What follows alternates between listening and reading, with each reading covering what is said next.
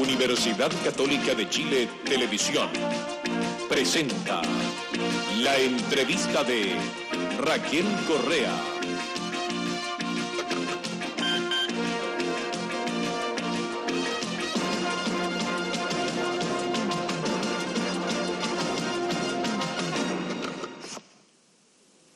Muy buenas noches.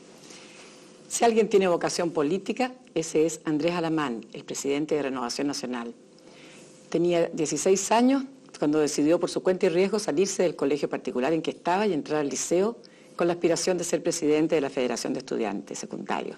Era la época de la Unidad Popular y él un joven opositor.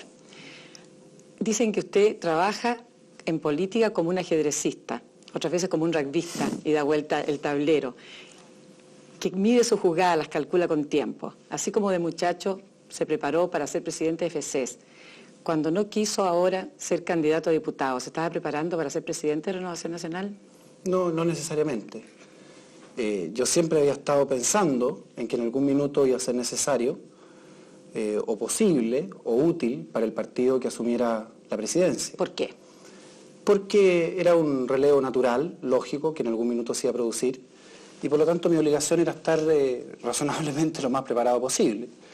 Ahora la decisión... ¿Un cambio generacional? ¿Era necesario que tuviera un presidente joven después de Sergio Onofre Jarpa? Yo no hablaría de cambio generacional, yo hablaría ¿Pero de eso hablaron dentro del partido, no? No, lo que siempre hablamos fue de mantener la armonía generacional que siempre ha existido en Renovación Nacional y que yo diría que es una de las características más notables del partido. Ahora, la decisión de no ser o ser candidato en la pasada elección parlamentaria fue simplemente una razón de utilidad del partido. En algún minuto había una opción, créame que a mí me habría encantado ser candidato y haber estado en el primer parlamento democrático. Pero realmente era más útil el trabajo que yo podía hacer. ¿Y si Jarpa hubiera ido de candidato? ¿A qué cosa? A presidente del partido, pues. Con mayor razón me habría tenido que quedar preparando no solamente la campaña parlamentaria, sino que habiendo tenido que trabajar en forma más activa de lo que trabajé para la campaña de Vigi en la campaña presidencial. Pero lo que le quería señalar era lo siguiente: nosotros funcionamos como equipo y en la pasada elección parlamentaria en verdad era bastante más útil que yo simplemente me quedara colaborando al éxito de la campaña. Y realmente quedamos muy conformes con eso. Hablemos del presente, Andrés. Yo quiero que con una mano en el corazón me diga si usted habría preferido que don Sergio Onofre Jarpa continuara en la dirección del partido o tomar usted el timón. Lo que siempre señalé, si Jarpa estaba dispuesto a continuar en una nueva... Es que mi pregunta es otra. Pero ¿Qué habría preferido usted? ¿Que él hubiera seguido con esa responsabilidad? ¿No la siento un poco pesada para los 34 años? No, mire, no la siento pesada para nada. Estoy plenamente consciente de la responsabilidad que tengo por delante.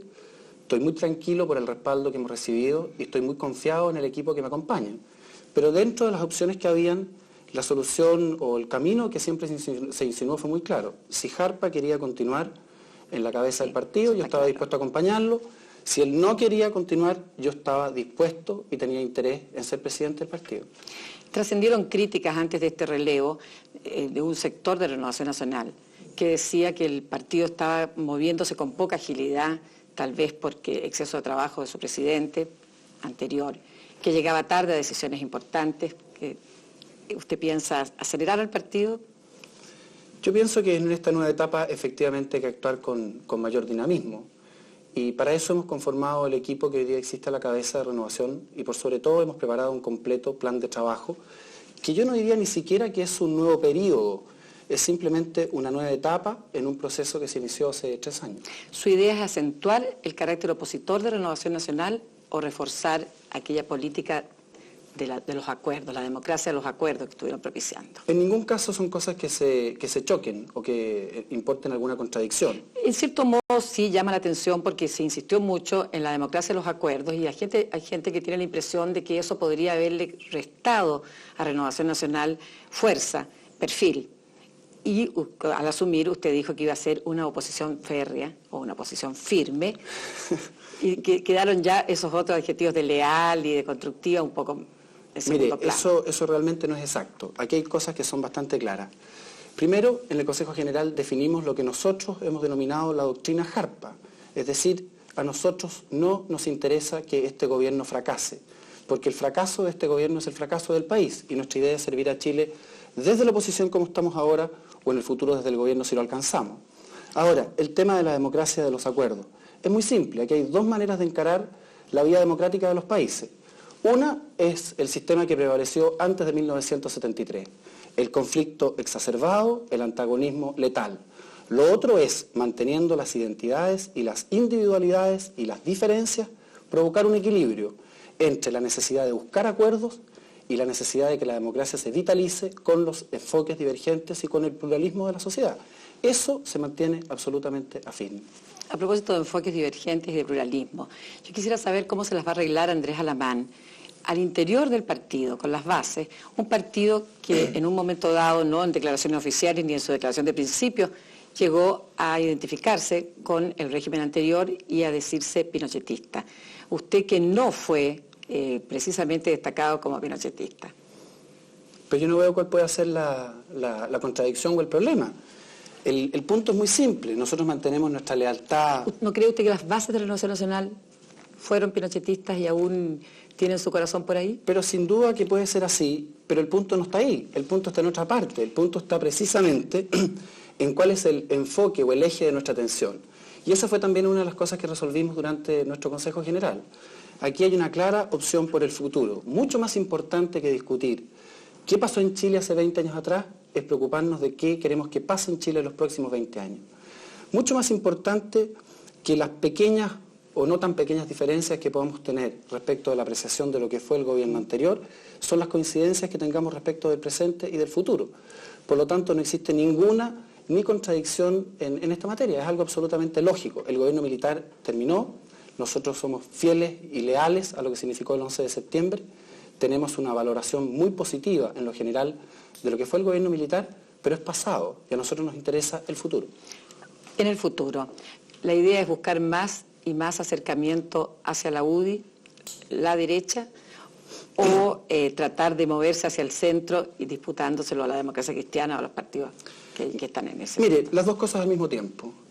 Nosotros creemos en primer lugar que tenemos que construir un nuevo orden de relaciones con la UDI, lo que no resulta fácil. Somos partidos distintos, no pensamos igual. ¿Usted no haría nada por reunirse? Honestamente no. Y le voy a explicar por qué. Cuando formamos Renovación Nacional, yo fui el principal impulsor, no tan solo de esa iniciativa, sino de la incorporación de la UDI. Pero esa fue una experiencia fracasada. Y yo creo que hay que aprender de los fracasos. Por lo tanto, yo creo que la utopía de la unidad orgánica de la derecha o de la centro derecha hay que dejarla atrás. Y lo que es importante ahora es que siendo y asumiendo que somos partidos diferentes, nuestros esfuerzos se sumen y no se resten. Ahora, definición, Raquel, absolutamente de fondo. Nosotros no vamos a destinar nuestros esfuerzos a disputarnos el 20% histórico de la derecha con la UDI. Eso no tiene sentido. Por lo tanto, vamos a tener mejores relaciones con la UDI para hacer una más eficiente oposición, pero vamos a crecer y vamos a expandir nuestro respaldo electoral hacia los sectores del centro político. Son dos cosas perfectamente coherentes que definen la línea que hemos trazado.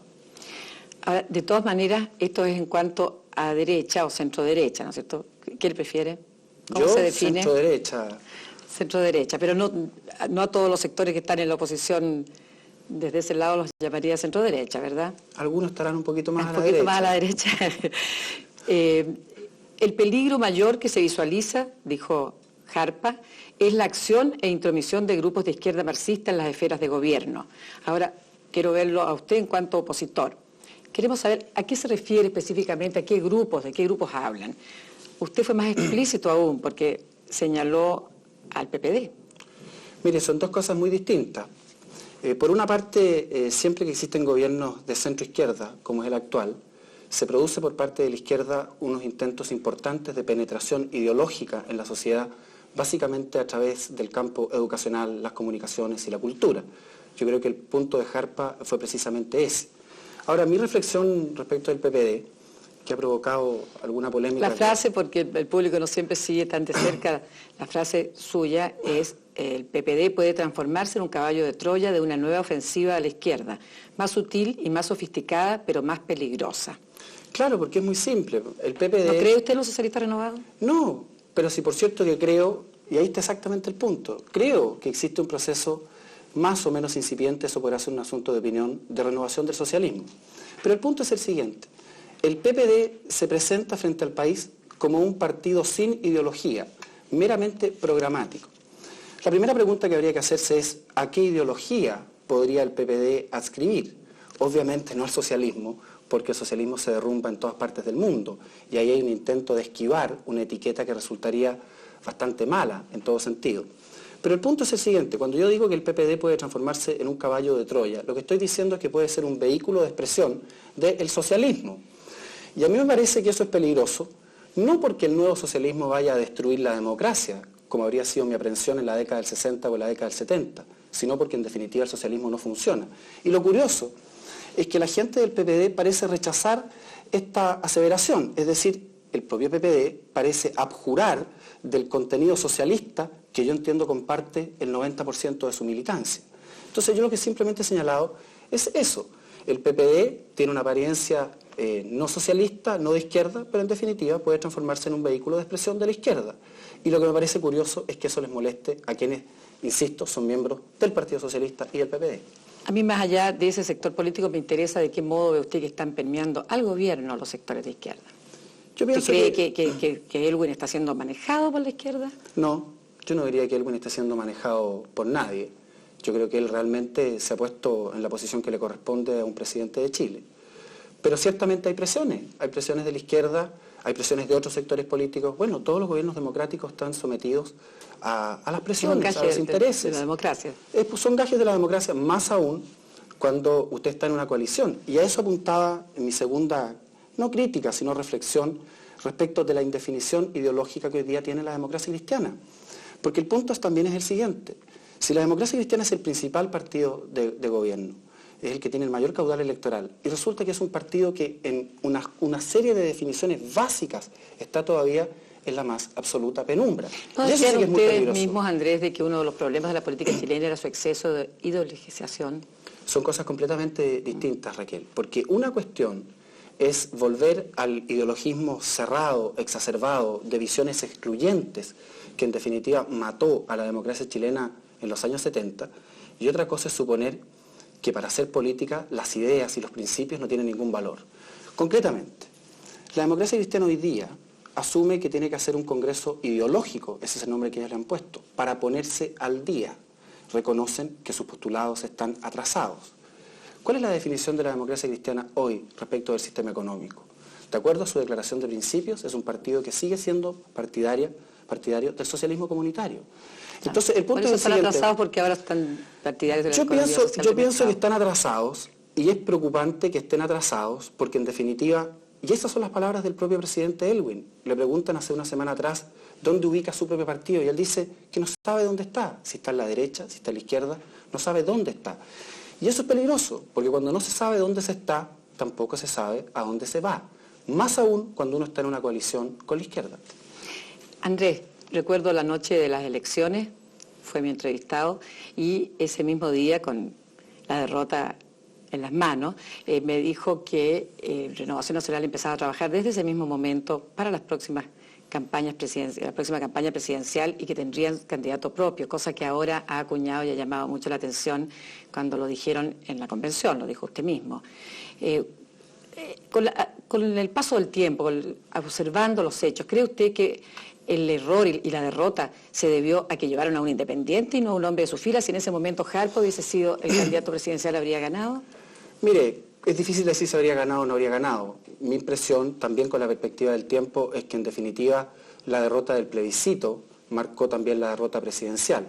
Lo que no tengo ninguna duda, Raquel, es que la forma en que se manejó en definitiva la campaña presidencial dejó mucho que desear. ¿Y qué es lo que nosotros queremos hacer? Queremos terminar con muchos años, desde el año 58 que los partidos de la centro-derecha no tienen un candidato propio en las elecciones. ¿Y esto en qué se traduce? En inexperiencia en la conducción de las campañas, en malos manejos, en improvisaciones. Nosotros simplemente hemos dicho que llegó la hora de aprender las lecciones. Nunca más una candidatura presidencial que no sea la culminación de todo un trabajo, sino el inicio de una acción política. Y también es muy curioso la reacción que provoca un anuncio de esta naturaleza. Nosotros somos un partido de la oposición, somos leales opositores a este gobierno. Y simplemente porque manifestamos la legítima voluntad de aspirar al gobierno, esto provoca todo tipo de diatriba por parte de quienes hoy están en la moneda. Andrés, el domingo en su discurso dijo una frase que también llama mucho la atención: en este salón están sentados los futuros parlamentarios, los futuros alcaldes. En algún lugar del salón está sentado quien será presidente de Chile en 1994. Quiero que me diga sinceramente en quién estaba pensando, porque yo sé que usted ha respondido no estaba pensando en nadie y eso yo no me lo creo. Mire, pero me va a tener que creer, porque realmente fue una cosa que surgió en ese minuto. Ahora, cuando usted... Pero déjeme explicar. Sí, pero usted dice que no me lo va a nombrar, entonces bueno, yo quiero insistir. ¿O me lo va a nombrar? No, yo le voy a decir lo que yo estaba pensando. Bueno.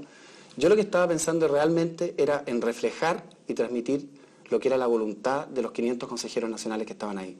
Ahí realmente se respiraba la voluntad de tener una alternativa para el bien de Chile, y eso fue lo que yo quise reflejar. Ahora, usted no lo dijo, pero 500 y tantos estaban ahí y corearon el nombre de Jarpa. ¿Fue una sorpresa para usted? No.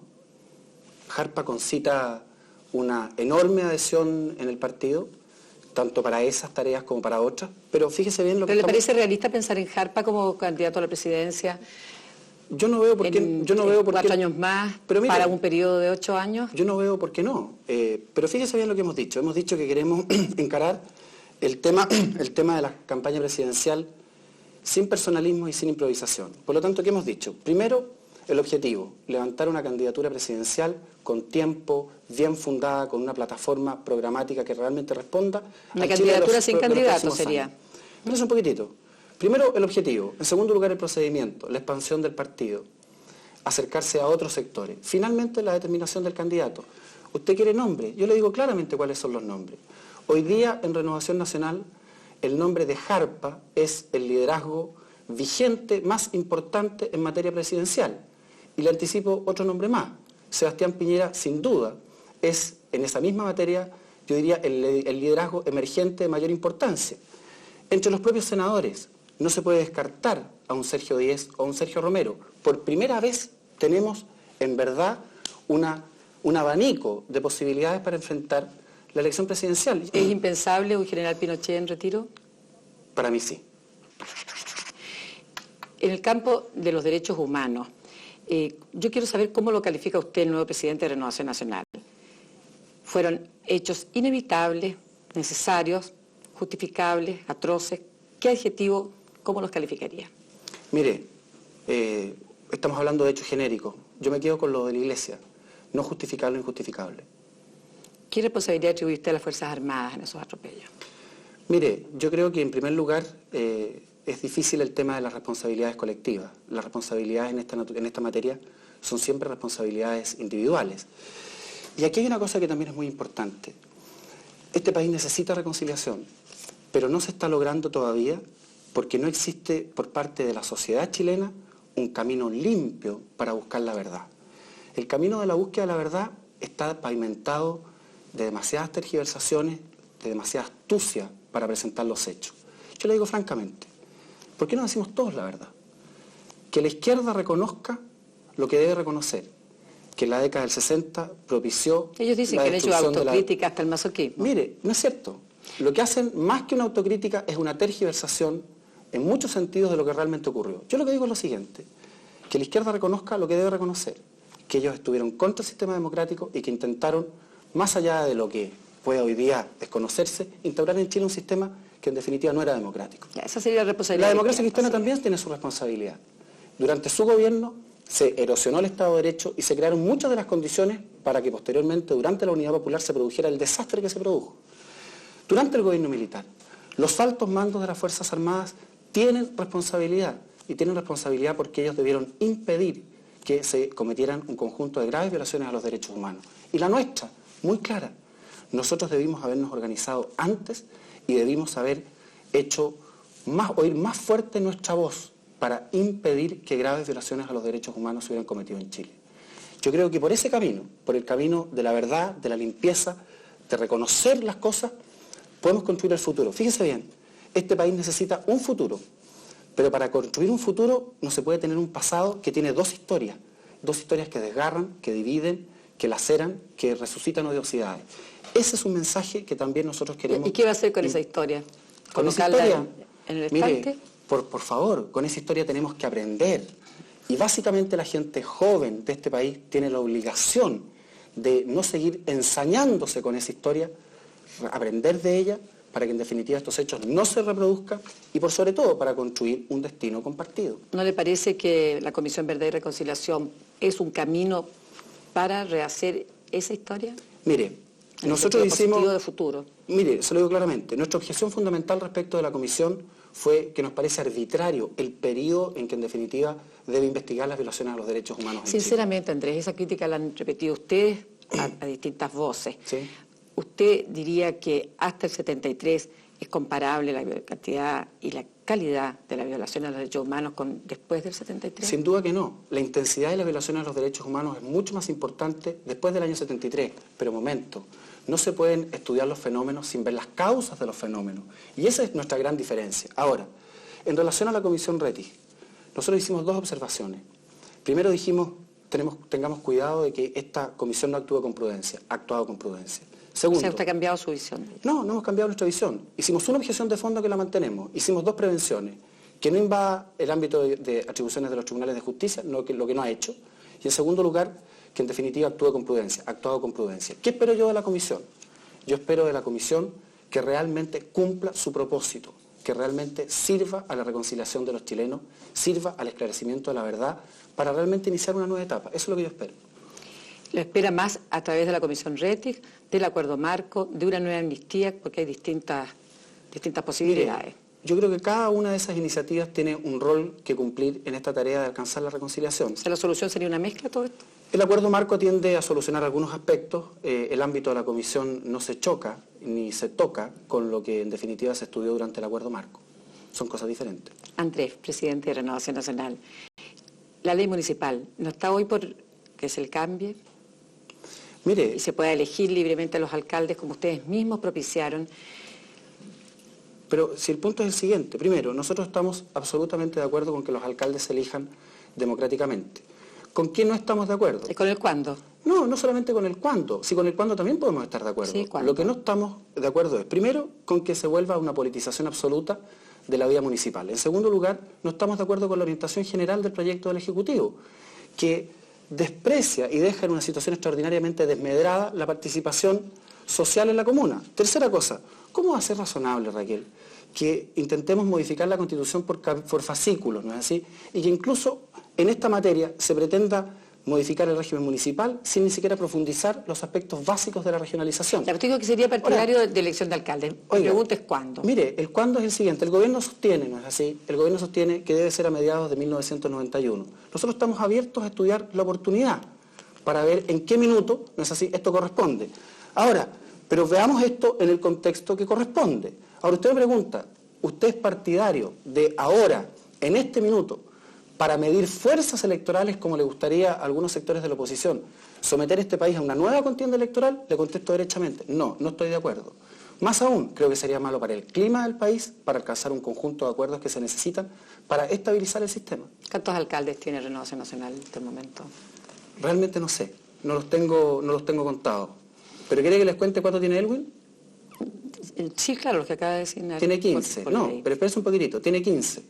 ¿Y sabe qué porcentaje de la población cubren los 15 alcaldes que designa el presidente de la República? Más del 30% de la población. ¿Y sabe qué porcentaje? No, Antofagasta, Arica, Santiago, Valparaíso, Temuco, Concepción, Puerto Montt. Así es la ley, pero espérese un poquitito. La ley que algunos pretenden reformar. ¿Sabe usted, de todo el presupuesto municipal, qué porcentaje se gasta en los alcaldes que designa el presidente Elwin? Más de un 35%. ¿Sabe usted qué porcentaje de empleados municipales están en esas 15 alcaldías? Más del 32%. Además de todos los intendentes, además de todos los gobernadores. De manera que este verdadero frenesí, en definitiva, ¿a qué se traduce o en qué se refleja? Aquí hay en verdad un intento por un verdadero copamiento de la administración pública que a nosotros nos parece razonable. Andrés, respecto a los senadores designados, institución que usted criticó en su momento, ¿está por cambiarla o también piensa cuál es el apuro que esperemos porque ahora ellos en la práctica han estado sumándose a los votos de Renovación y de la UDI? Pero por favor... En la mayoría de los casos. Mire, si en esto nosotros tenemos un acuerdo, en esto hubo un acuerdo con el gobierno, con el actual gobierno y con el anterior gobierno respecto a que durante este periodo se mantenían los senadores designados. Ahora, desde el punto de vista conceptual, nosotros somos partidarios. Estaba en el programa de la candidatura de Hernán Vigil. Estaba en el programa que ustedes aprobaron y apoyaron. No es así, que más adelante esta institución, Después de unos senadores... No, de los senados regionales vendrían, eso dice el Eso son cosas distintas, se fija. Uno de los vendría el Senado íntegramente elegido. Pero mire, son cosas diferentes. Los senados regionales no tienen nada que ver con la institución de los senadores designados. Nosotros, como fórmula permanente, nos parece que no deben existir esos senadores designados. Pero el punto está en lo siguiente, hoy existen, todos aceptamos esa regla, y lo que no puede hacer el gobierno es esto. Cuando los senadores designados votan de acuerdo a lo que ellos les parece bien, entonces son una institución extraordinariamente respetable. Ejemplo, la elección de don Gabriel Valdés para la presidencia del Senado. Segundo, la reforma tributaria. Y cuando de repente los senadores designados no están de acuerdo, entonces son una institución despreciable. Ese es un doble estándar que realmente no se puede aceptar. Manuel Bustos dijo: la derecha política trincherada en el Parlamento quiere mantener el país a través de los senadores designados. ¿Qué le puedo decir? Distorsionando la voluntad popular. Pero mire, ¿qué le puedo decir de las cosas que ha dicho Manuel Bustos? Yo simplemente lo lamento. Yo le pregunto si considera que es propio de un sistema democrático que haya un porcentaje tan importante que distorsione la voluntad popular. Pero si ya lo hemos visto, no lo distorsiona. Es parte de las reglas del juego que todos hemos convenido para esta primera etapa democrática. Lo que sí distorsiona las reglas del juego democrático es esta verdadera andanada de amenazas de Manuel Bustos que pretende transformar a los parlamentarios en rehenes de sus propias intenciones y de sus propias ideas y pretende someter al Congreso Nacional. ¿No le recuerda a usted ese lenguaje, el mismo lenguaje que erosionó la democracia chilena? Fíjese a mí que casi ni me acuerdo, me parece idéntico. Quiero dos preguntas muy cortitas. ¿Qué opina de la iniciativa de suprimir el feriado legal el 11 de septiembre? Mire, creo que en definitiva es un tema que se está tratando mal. Si el 11 de septiembre es un tema que divide y se está planteando como una cuestión absolutamente confrontacional, ¿qué vamos a conseguir? Una nueva agudización de conflicto. Ahora, mire, francamente, yo creo que los feriados, no es así, debieran ser feriados para todos. Si usted me hubiera dicho a mí cómo yo lo habría encarado, le digo al tiro. Yo habría planteado que en Chile tuviéramos un día, el 11 de marzo, el día de la democracia en este país. ¿Por qué el 11 de marzo? Porque es la fecha en que asumió este gobierno, momento, pero es también la fecha en que entró en vigencia esta Constitución. Por lo tanto, ese había sido un día de la unidad de los chilenos. Ahora, si el gobierno pretende, en relación a esta iniciativa, volver a poner en tela de juicio la legitimidad del 11 de septiembre, entonces se va a topar con nuestra oposición y tendremos una vez más que recordarle al propio Patricio Aylwin cuáles fueron sus palabras y de muchos dirigentes demócratas cristianos en relación al pronunciamiento militar. Última, en su convención estilo americano, Renovación Nacional cantó la canción nacional con la estrofa "Vuestros nombres valientes soldados". ¿Por qué? Porque siempre vamos a ser leales a las Fuerzas Armadas. Muchas gracias. Andrés Alamán, por habernos acompañado esta noche y con ustedes la próxima semana. Muchas gracias.